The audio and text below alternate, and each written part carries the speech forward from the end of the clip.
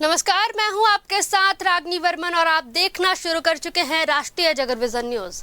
मजदूर दिवस के अवसर पर केंद्रीय मंत्री और लोक जनशक्ति पार्टी रामविलास के राष्ट्रीय अध्यक्ष चिराग पासवान ने देश के श्रमिक वर्ग को नमन किया। उन्होंने कहा कि देश की प्रगति और आत्मनिर्भर भारत के निर्माण में श्रमिकों की भूमिका सबसे महत्वपूर्ण है। चिराग पासवान ने कहा कि राष्ट्र निर्माण की असली ताकत मजदूरों का पसीना और उनकी मेहनत है, जिसके बिना विकास की कल्पना भी नहीं की जा सकती। उन्होंने बिहार समेत पूरे देश के श्रमिकों को मजदूर दिवस की शुभकामनाएं देते हुए कहा कि सरकार श्रमिक कल्याण और उनके हितों को सर्वोच्च प्राथमिकता दे रही है।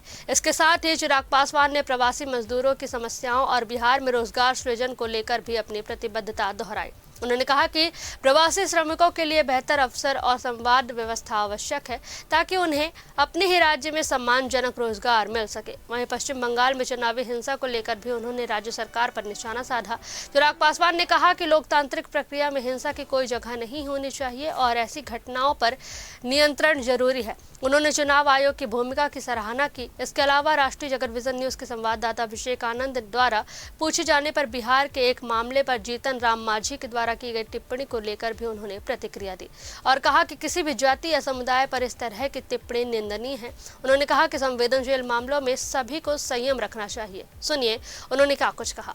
अपनी भूमिका निभाने का काम कर रहे हैं, जिनके माध्यम से हम लोग देश में विकास की कई योजनाओं को धरातल पर उतारने का काम कर रहे हैं। ऐसे में जब मेरे प्रधानमंत्री एक विकसित भारत के लक्ष्य के साथ आगे बढ़ रहे हैं और 2047 तक देश को एक विकसित देश बनाने का प्रयास कर रहे हैं, उसमें सबसे महत्वपूर्ण भूमिका हमारे मजदूर साथियों की, जो देश की इंफ्रास्ट्रक्चर डेवलपमेंट में अपनी अहम भूमिका निभाने का काम कर रहे हैं। और आज मैं सिर्फ संगठित क्षेत्र के मजदूरों का ही नहीं, उस असंगठित क्षेत्र के मजदूरों को भी मैं नमन करता हूँ, जो अलग अलग स्तर पर अलग अलग क्षेत्र में अपनी भूमिका खामोशी से निभाकर देश के विकास में अपना योगदान देने का काम कर रहे हैं। मेरी सरकार ने समय समय पर प्रधानमंत्री नरेंद्र मोदी जी के नेतृत्व में मजदूरों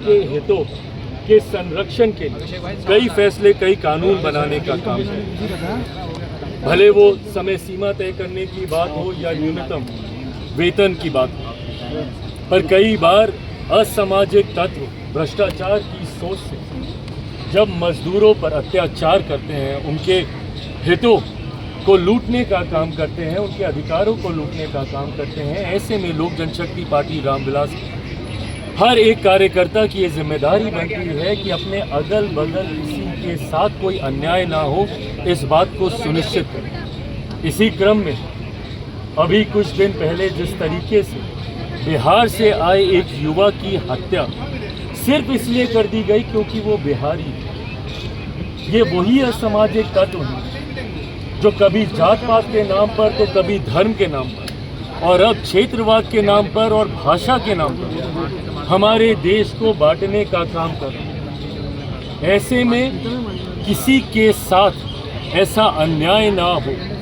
इसके लिए आज मजदूर दिवस पर एक बार फिर लोक जनशक्ति पार्टी रामविलास के हर एक कार्यकर्ता ने संकल्प लेकर आगे बढ़ने का काम किया। पहली बात तो जिस तरीके से उस बिहारी युवक की हत्या की गई, ऐसी परिस्थिति ही ना, समाज में कैसे सद्भावना आए, इस दिशा में हम लोग को कार्य करने की ज़रूरत है। समावेशी विकास की ओर हम लोग को आगे बढ़ने की ज़रूरत है, जिसका संकल्प आज पुनः लोक जनशक्ति पार्टी रामविलास के हर एक कार्यकर्ता ने लिया।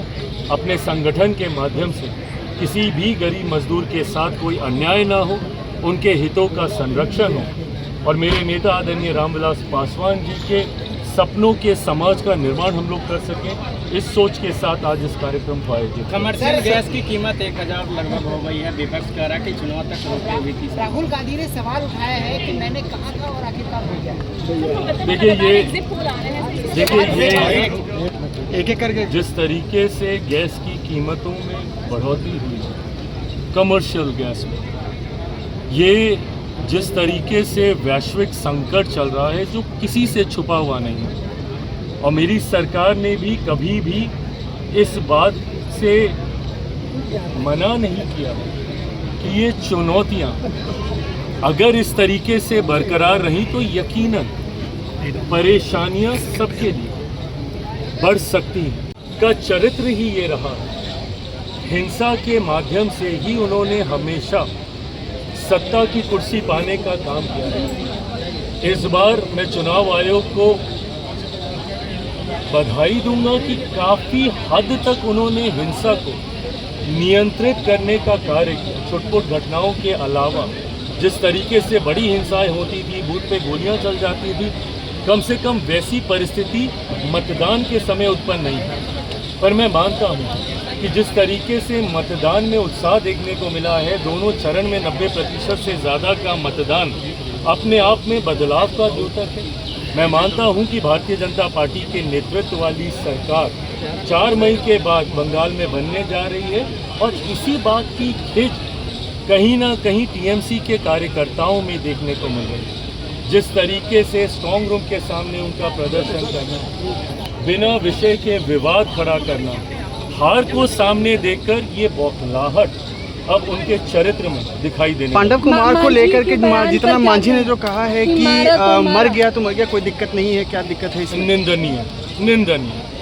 मेरे सहयोगी हैं, सम्मानित हैं, बड़े हैं, बुजुर्ग हैं, आदरणीय हैं, बट इस तरीके से एक बिहारी, और बिहारी ही नहीं, कोई भी व्यक्ति की हत्या की जाए, भले वो समाज के किसी भी वर्ग से आता हो, वो देश के किसी भी कोने से आता हो, कोई भी भाषा बोलने वाला हो, किसी भी जाति का हो, किसी भी धर्म का, आप नहीं बोल सकते हैं कि मर गया तो मर गया।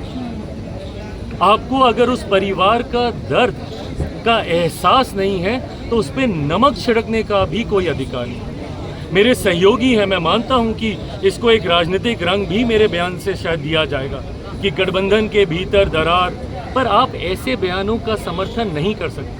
आज अगर मैं उनके बयान का समर्थन करूं या संरक्षण करूं तो मैं उस परिवार से कभी आंख नहीं मिला पाऊंगा, या किसी भी उस परिवार के व्यक्ति से आंख नहीं मिला पाऊंगा जिन्होंने अपने परिवार के लोगों को ऐसी हिंसा, हत्या में खोने का काम किया है।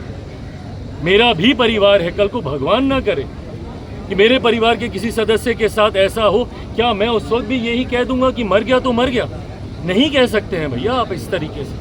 आपको उस परिवार की वेदना को नहीं समझना है, एक बात है, नहीं समझ, पर कम से कम जले पे नमक छिड़कने का कोई अधिकार नहीं है। अभी तक दिल्ली सरकार की तरफ से कोई मदद नहीं दी गई है। मैं बिहार सरकार की तरफ से, मेरी पार्टी की तरफ से भी, मेरे ही गृह जिले से वो आते थे, हमारी दिल्ली प्रदेश कमेटी ने सुनिश्चित किया कि परिवार को उचित न्याय मिले। कानूनी स्तर पर भी परिवार की मदद दिल्ली प्रदेश के द्वारा की जा रही है। हमारे सांसद राजेश वर्मा जी वहाँ पर गए, पार्टी की तरफ से भी आर्थिक मदद की गई, बिहार राज्य की तरफ से भी, मुख्यमंत्री सम्राट चौधरी जी की तरफ से भी परिवार की मदद की गई।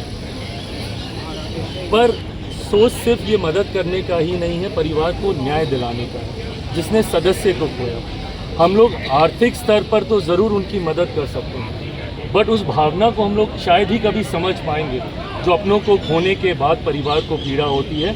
सोच बस उनको भावनात्मक स्तर पर भी हौसला बढ़ाए रखने की है, ये प्रयास हम लोग जरूर कर रहे हैं। फिलहाल इस खबर में बस इतना ही। देश प्रदेश की तमाम बड़ी खबरों से अपडेटेड रहने के लिए देखते रहिए राष्ट्रीय जगत विजन न्यूज। नमस्कार।